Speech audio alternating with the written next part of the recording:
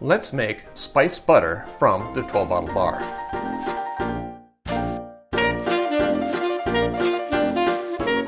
To make this recipe, the first thing we need to do is get half a cup of unsalted butter. Luckily, these sticks are half a cup exactly. So I'm going to put that in my bowl.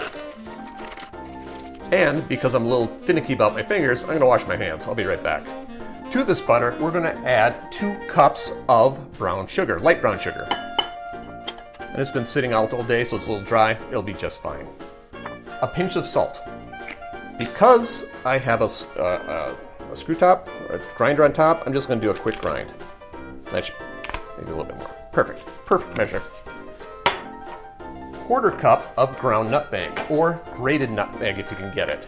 Not a 1/4 cup, I'm sorry, a 1/4 teaspoon. Then a full teaspoon of ground cinnamon.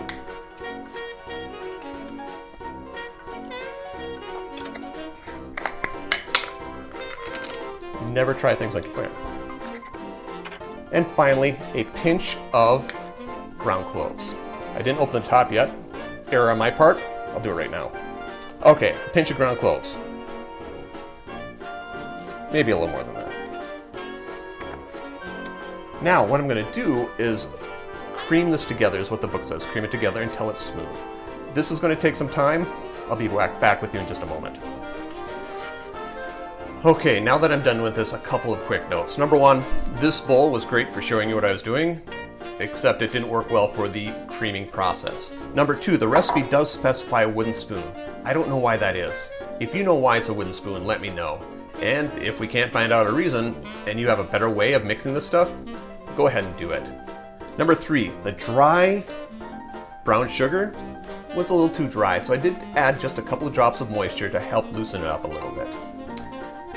There's only one more step for this, and that is putting it into a container. I've got this, and refrigerating it overnight. And as you can see, it does look a little bit like batter.